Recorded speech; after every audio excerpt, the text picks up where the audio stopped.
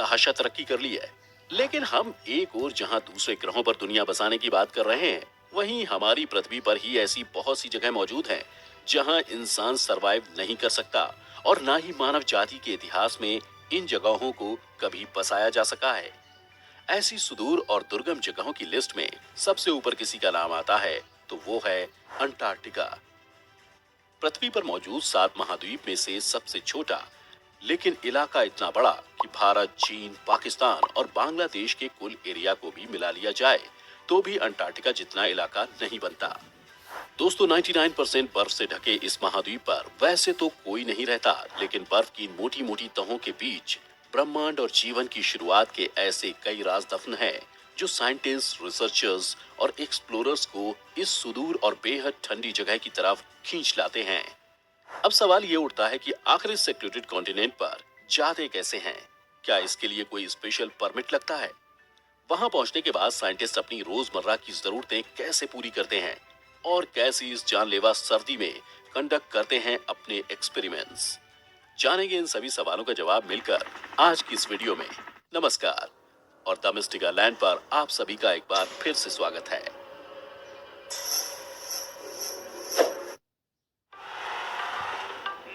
Human settlement से दूर एक इनएक्सेसिबल कॉन्टिनेंट है। ये कॉन्टिनेंट कभी गोंडवाना नामक एक बड़े लैंड मास का हिस्सा हुआ करता था, जो इंसान के पृथ्वी पर आने से पहले ही ऑस्ट्रेलिया और साउथ अमेरिका से अलग होकर साउथ पोल पर सेटल हो गया था। इसका कुल एरिया 1.4 करोड़ वर्ग किलोमीटर है और जमीन का ये बड़ा टुकड़ा लगभग 3.5 करोड़ सालों से भी बिल्कुल आइसोलेटेड पड़ा है। साल 1774 में ब्रिटिश एक्सप्लोरर जेम्स कुक ने इसकी खोज तब की थी जब अंटार्कटिका के दक्षिण में उन्हें बर्फ की एक बहुत बड़ी दीवार मिली थी। तब उन्होंने अनुमान लगाया था कि बर्फ की इस दीवार के दूसरी तरफ हो ना हो जमीन जरूर होगी, और उनका अनुमान सही था। वो अंटार्कटिका की दहलीज तक तो पहुंच चुके थे, लेकिन इसके बाद भी इंसान को अंटार्कटिका पर पैर रखने के लिए लगभग 75 साल और लग गए थे। साथ ही दोस्तों, आप ये भी जान लें कि अंटार्कटिका किसी एक देश की टेरिटरी नहीं है, बल्कि ये महाद्वीप अंटार्कटिका ट्रीटी सिस्टम के तहत आता है, जो 1 दिसंबर 1959 को 12 देशों के बीच साइन हुआ था। दरअसल इस ट्रीटी को साइन करने का मेन मकसद ये था कि इस जगह को सिर्फ साइंटिस्ट पर्पस के लिए प्रिजर्व किया जाएगा। साथ ही यहाँ कोई भी देश किसी भी प्रकार की मिलिट्री एक्टिविटी नहीं करेगा। साल 2021 आते आते इस ट्रीटी में अब तक कुल मिलाकर 54 देश शामिल हो चुके हैं। अब दोस्तों, चूंकि अंटार्कटिका किसी भी देश का हिस्सा नहीं है, इसलिए यहाँ जाने के लिए किसी भी वीजा या स्पेशल परमिशन की जरूरत नहीं पड़ती। लेकिन यहाँ जाने वाले हर सैलानी या वैज्ञानिक को अंटार्कटिका ट्रीटी में शामिल सभी नियमों का पालन करना अनिवार्य होता है। ये जानकर इससे पहले कि आप अंटार्कटिका की अपनी ट्रिप को प्लान करना शुरू करें, आपको यहाँ की क्लाइमेटिक कंडीशंस के बारे में बताता हूँ। वो भी जरूरी हो जाता है, क्योंकि इस जगह सरवाइव करना चांद पर रहने के बराबर है। दोस्तों, अंटार्कटिका साल के अधिकांश समय खतरनाक बर्फीले तूफानों से घिरा रहता है। इसके चारों तरफ समंदर है, जिसमें बर्फ के विशालकाय पहाड़ तैरते रहते हैं। दोस्तों, इसमें कोई आश्चर्य की बात नहीं कि अंटार्कटिका धरती पर मौजूद 7 कॉन्टिनेंट में सबसे ठंडा है, लेकिन सफेद चादर से ढका ये महाद्वीप पृथ्वी का सबसे हाईएस्ट, ड्राइस्ट और विंडियस्ट कॉन्टिनेंट भी है। जब यहाँ 320 किलोमीटर प्रति घंटे की रफ्तार वाली हवाएं चलती हैं, तो जमीन से बर्फ को काट कर उड़ा ले जाती हैं। यहाँ साल में औसतन सिर्फ 20 दिन टेम्परेचर 0 डिग्री सेल्सियस के ऊपर जाता है। इनफैक्ट पृथ्वी पर सबसे लोएस्ट टेम्परेचर -88.3 डिग्रीज साल 1960 में अंटार्कटिका में ही रिकॉर्ड हुआ था। इतनी ठंड होने का एक और कारण है, और वो है यहाँ होने वाली बेहद कम बारिश। इसलिए दोस्तों, अंटार्कटिका को ठंडा रेगिस्तान भी कहा जाता है। यहाँ का एवरेज रेनफॉल सिर्फ 200 मिलीमीटर है। इसलिए इसमें कोई हैरानी नहीं है कि अंटार्कटिका दुनिया का एकमात्र कॉन्टिनेंट है जहाँ का एक भी स्थानीय निवासी नहीं है। अंटार्कटिका के सब जीरो टेम्परेचर सिर्फ इंसानों के लिए ही नहीं, बल्कि ज्यादातर जानवरों के लिए भी इतने कम टेम्परेचर में जीना मुश्किल है। पेंगुइन, सील्स, व्हेल्स और कुछ माइक्रोस्कोपिक ऑर्गेनिज्म भी अंटार्कटिका के इस हैश वेदर में सर्वाइव कर सकते हैं।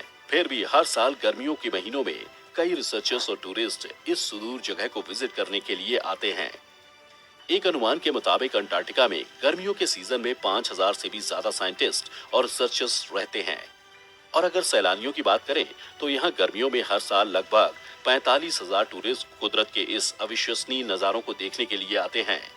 लेकिन वहीं अगर सर्दियों की बात करें तो टूरिस्ट तो छोड़िए, यहाँ रहने वाले अधिकांश साइंटिस्ट और रिसर्चर्स भी गर्मियां खत्म होने से पहले ही यहाँ से चले जाते हैं, क्योंकि साइंटिस्ट और रिसर्चर्स शिप या प्लेन से ही सफर करते हैं और जाहिर सी बात है कि यहाँ मौसम का रुख बदलकर कब शिप या प्लेन में सवार यात्रियों के लिए खतरा बन जाए कहा नहीं जा सकता। और चूंकि यहाँ पहुँचना इतना मुश्किल है तो यहाँ से बाहर आना एक आसान काम कैसे हो सकता है। जब तक शेड्यूल फ्लाइट या शिप नहीं आती वहां से बाहर निकल पाना इम्पॉसिबल है। फरवरी से अक्टूबर के महीनों में तो लो विजिबिलिटी के चलते यहाँ फ्लाइट्स भी नहीं चलती, इसलिए कोई फंस भी गया हो वापस जाने के लिए गर्मियों का इंतजार के अलावा उसके पास कोई भी और चारा नहीं बचता। लेकिन दोस्तों, इन सब मुश्किलों के बावजूद जिंदा दिल वैज्ञानिक और रिसर्चर्स की कई टीम्स वहाँ सर्दियों में भी डेरा डाले रहती हैं और अपनी रिसर्च जारी रखती हैं। नेशनल रिसर्च बेस के तौर पर अंटार्कटिका में America, Argentina, Japan, south Africa, UK, China और भारत सहित कई देशों के लगभग 70 अलग अलग रिसर्च स्टेशंस हैं। हमारे देश के भी 2 स्टेशन मैत्री और भारत अंटार्कटिका में मौजूद हैं, जहां हमारे scientist climate change, solar shift कैसे हमारे वेदर को इन्फ्लुएंस करता है जैसे टॉपिक्स पर रिसर्च करते हैं। सफेद बर्फ से लदी इस जगह पर ये स्टेशन ही हैं जो इस जगह को थोड़ा रंग बिरंगा दिखाने के साथ साथ इस बंजर महाद्वीप पर थोड़ी चहल पहल भी प्रदान करते हैं। स्ट्रक्चर्स और डिजाइन्स में अलग अलग इन सभी स्टेशंस का एक ही लक्ष्य है और वो है इसके अंदर रह रहे लोगों को बाहर के तूफानी और बेहद ठंडे मौसम से बचा कर रखना। बाहरी डिजाइन में अलग होने के साथ साथ ये रिसर्च स्टेशंस अंदर से भी अलग अलग और अपनी जरूरत के हिसाब से बनाए हुए होते हैं। ज्यादातर नेशनल स्टेशन में किचन, जिम, ऑफिस और क्लिनिक जैसी सुविधाएं होती ही हैं। जहां ज्यादातर स्टेशन समर मंथ में ऑपरेशनल होते हैं, इसलिए कई देश फील्ड कैंप या फिर बड़े बड़े शेड्स को सीजनल स्टेशन के तौर पर इस्तेमाल करते हैं। वहीं अंटार्कटिका ट्रीटी सिस्टम के तहत चूंकि स्टेशन वैकेट करते समय उसे डिसमेंटल करना जरूरी होता है, इसलिए सालों से खड़े कई स्टेशंस में सर्दियों में भी स्टाफ को रखना पड़ता है। वैसे भी हर साल स्टेशंस की डिसमेंटलिंग, ट्रांसपोर्टेशन और फिर यहाँ ट्रांसपोर्ट करके सेटअप करने का खर्च कोई भी ऑर्गेनाइजेशन अफोर्ड नहीं कर सकता। अंटार्कटिका में बने ये बेस या स्टेशंस वैसे तो किसी होटल की तरह होते हैं जहां आपको सब सुविधाएं मिलती हैं। फर्क बस इतना होता है कि यहाँ सर्विस करने के लिए स्टाफ नहीं होता, बल्कि सफाई, कुकिंग और बाकी रोजमर्रा के काम भी साइंटिस्ट को ही आपस में मिल बांट कर करने पड़ते हैं। यहाँ इन बेसिस पर किसी भी ऐसे शख्स को नहीं भेजा जाता जो किसी न किसी फील्ड का स्पेशलिस्ट ना हो। सभी सहूलतें मिलने के बावजूद यहाँ रहना कमजोर दिल वालों के बस की बात हरगिज नहीं है। यहाँ दिन के किसी भी वक्त कपड़ों की कई लेयर्स पहननी पड़ती हैं और एक के ऊपर एक कई जुराबें पहनकर ही पैरों को ठंड से बचाया जा सकता है। यहाँ पैर, नाक, घुटने, हाथ और कानों को कभी भी खुला नहीं रखा जाता, क्योंकि शरीर के इन हिस्सों को एक्सपोज रखने से बॉडी हीट तो शरीर से निकलती ही है, साथ ही सूरज की अल्ट्रावायलेट किरणें यहाँ तेज होती हैं कि बर्फ से रिफ्लेक्ट होकर ये आपकी नाक कब जला देंगी आपको एहसास ही नहीं होगा। कपड़े तो शरीर को बाहर से गर्म रखते हैं, लेकिन वो न्यूट्रिशनल खाना ही होता है जो इन लोगों को ठंडे मौसम और अनजाने रिस्क से लड़ने की ताकत देता है। बात करें खाने की तो जाहिर है यहाँ कुछ नहीं उगता और खाने की सभी सप्लाईज को ट्रांसपोर्ट करके ही यहाँ पहुँचाया जाता है। महीनों के राशन के लिए फ्रोजन वेजिटेबल्स, मीट और दूसरे फूड प्रोडक्ट्स को स्टॉक किया जाता है और फिर शेड्यूल के हिसाब से रीसप्लाई होती है। लेकिन अनप्रेडिक्टेबल वेदर के चलते कई बार रीस्टॉकिंग पॉसिबल नहीं हो पाती और यहाँ रहने वाले लोगों को अवेलेबल चीजों से ही काम चलाना पड़ता है। यहाँ खाई जाने वाली ज्यादातर चीजें डिहाइड्रेटेड फॉर्म में यहाँ पहुँचाई जाती हैं, जिससे वो वजन और साइज में किफायती साबित हो। इसके अलावा यहाँ रहने वाले वैज्ञानिकों के पास बोट्स और नेट भी होते हैं, जिनकी मदद से वो फ्रेश फिश पकड़ते और खाते हैं।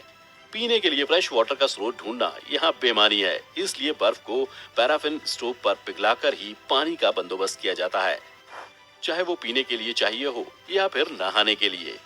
दोस्तों, अब आप पूछेंगे कि इतनी भयंकर ठंड में भी नहाने की क्या जरूरत है या फिर यहाँ कौन ही नहाता होगा। तो आपको बता दूं कि अंटार्कटिका के समंदर का पानी तो इतना ठंडा है कि इंसान के इस ठंडे पानी में जाते ही उसे एमनेसिया शॉक लगेगा और अगर 2 मिनट में उसे रेस्क्यू न किया जाए तो उसकी जान भी जा सकती है। लेकिन शरीर की सफाई के लिए यहाँ रहने वाले साइंटिस्ट का नहाना हमारे नहाने से थोड़ा सा अलग है। ये पानी गर्म करते हैं और फिर एक कपड़े की मदद से अपने शरीर को साफ करते हैं। इसे नहाना तो नहीं कह सकते, लेकिन अपनी सफाई रखने और तरोताजा होने का यहाँ यही एक जरिया है। इसके अलावा सोने के लिए बेस के अंदर थर्मोस्टैटिक रूम्स और स्लीपिंग बैग्स का इस्तेमाल किया जाता है। दोस्तों, सुरक्षा के लिहाज से हर परमानेंट बेस के पास हट या फिर एक छोटा स्टेशन भी बना होता है, जिसमें टेंट, कपड़े और महीनों का राशन रखा होता है, ताकि अगर कभी किसी इमरजेंसी या एक्सीडेंट में बेस तबाह भी हो जाए तो भी वहां मौजूद लोगों की जान बच सके। अपनी रिसर्च के लिए साइंटिस्ट ऐसी ही हट्स का इस्तेमाल करते हैं और इन हट्स में स्टोव, खाने का सामान और बिस्तर वगैरह की सुविधा उपलब्ध रहती है। कभी कभी तो ऐसा भी होता है कि शोध करने गई टीम हफ्तों हफ्तों तक खराब मौसम के चलते अपनी हट से बाहर ही नहीं निकल पाई। ऐसे में इन क्रूशियल सप्लाईज को मेंटेन किया जाता है और इनका ट्रैक रखा जाता है, ताकि सामान कम होते ही इन्हें रीस्टॉक किया जा सके। वैसे आपको ये जानकर खुशी होगी कि जहां एक ओर हम अपने घर के कंफर्ट में बैठे भी इग्नोरेंस के चलते एनवायरमेंट फ्रेंडली स्टेप्स नहीं अपनाते हैं, वहीं अंटार्कटिका में स्थित कई कंट्रीज के स्टेशंस ने एनवायरमेंट को ध्यान में रखकर कई इको फ्रेंडली टेक्निक्स अपनाई हैं, ताकि इस जगह की इकोलॉजी पर कोई बुरा असर न पड़े। वेस्ट मैनेजमेंट की बात करें तो अलग अलग स्टेशंस ने वेस्ट को हैंडल करने के अलग अलग सॉल्यूशंस बनाए हैं। ज्यादातर केसेस में वेस्ट को सेपरेट करके उससे श्रेड किया जाता है और फिर या तो डिस्पोज किया जाता है या फिर रिसाइकलिंग के लिए भेजा जाता है। कई स्टेशन पर वेस्ट मैनेजमेंट करने के लिए अल्टरनेटिव इनोवेटिव मशीनरी सॉल्यूशंस भी हैं। ह्यूमन वेस्ट को मैनेज करने के लिए सॉल्यूशंस भी सभी स्टेशन पर अलग अलग होते हैं। कुछ में ट्रेडिशनल फ्लश टॉयलेट्स का इस्तेमाल किया जाता है तो कुछ में रॉकेट टॉयलेट्स का, जिसमें वेस्ट बर्न होकर सीधे एशेस में कन्वर्ट हो जाता है। घर परिवार से अलग और बाहरी दुनिया से मानो पूरी तरह कट ऑफ होने की वजह से यहाँ महीनों बिताने वाले लोगों में डिप्रेशन या मूड स्विंग होना लाजमी है। लेकिन कुछ रिसर्चर्स और साइंटिस्ट में कई बार काफी वायलेंट सिम्टम्स भी देखे गए हैं और इसीलिए कुछ स्टेशंस पर साइकियाट्रिस्ट और डॉक्टर्स फोन पर या फिर वहां उनके साथ फिजिकली भी मौजूद रहते हैं। एक्सट्रीम केसेस में कुछ देशों ने तो स्ट्रेट जैकेट्स, जो कि एक टाइप का कपड़ा होता है जिससे किसी इंसान को बांध दिया जाता है, का इस्तेमाल करने की परमिशन भी दी है।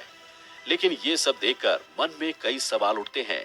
क्या ऐसी स्थिति यहाँ हमेशा ही रहेगी या आने वाले समय में टेक्नोलॉजिकल डेवलपमेंट के चलते यहाँ भी सामान्य जीवन बिताना मुमकिन हो पाएगा? क्या आबादी बढ़ेगी तो बाकी कॉन्टिनेंट्स की तरह यहाँ भी लोगों की भीड़ हो जाएगी? अगर ऐसा हुआ तो अंटार्कटिका ट्रीटी का क्या होगा? अब इन सवालों के जवाब तो आने वाला समय ही दे पाएगा। वैसे क्या आप कभी अंटार्कटिका जाकर once in a lifetime experience लेना चाहेंगे? हमें नीचे कमेंट में जरूर बताइएगा। उम्मीद है आपको हमारी आज की ये वीडियो पसंद आई होगी। अगर वीडियो पसंद आई हो तो इसे लाइक करें और ज्यादा